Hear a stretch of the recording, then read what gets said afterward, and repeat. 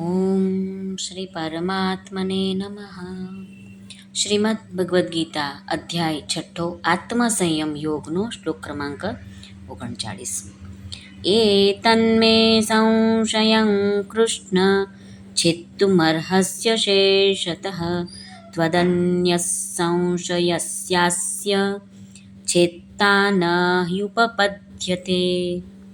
આ શ્લોકમાં આવતા સંસ્કૃત શબ્દોના અર્થ જોઈ લઈએ. કૃષ્ણ એટલે હે કૃષ્ણ, મેં એટલે મારા, અતત એટલે આ, સંશયમ એટલે સંશયને, અશેષતઃ એટલે સંપૂર્ણ રૂપથી, છેત્તુમ એટલે છેદન કરવાવાળા, અર્હસી એટલે કે યોગ્ય છે, ત્વદન્ય એટલે આપના સિવાય, અસ્ય એટલે આ, સંશસ્ય એટલે સંશયનો, છેત્તા એટલે છેદન કરવાવાળા, ન ઉપપદ્યત એટલે મળવાનું સંભવ નથી.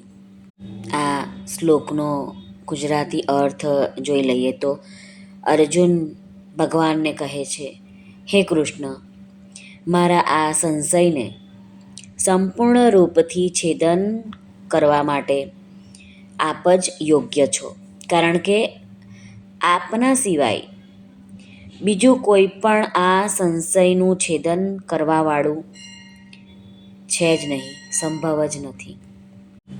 શ્રી કૃષ્ણ અર્પણમસ્તુ. જો તમને આ વિડીયો પસંદ આવ્યો હોય તો લાઈક અને શેર કરશો, તથા આપણી આ ચેનલ ધાર્મિક પર નવા આવ્યા હોય તો આ ચેનલને સબસ્ક્રાઈબ જરૂરથી કરશો. સર્વને ભાવથી જય શ્રી કૃષ્ણ. રાધે રાધે. હરિઓમ તત્સત. જય ગુરુદેવ દત્ત. જય સ્વામિનારાયણ. જય માતાજી. નમઃ પાર્વતી પતે. હર હર મહાદેવ. સર્વનું કલ્યાણ થાઓ, સર્વનું કલ્યાણ થાઓ, સર્વનું કલ્યાણ થાઓ.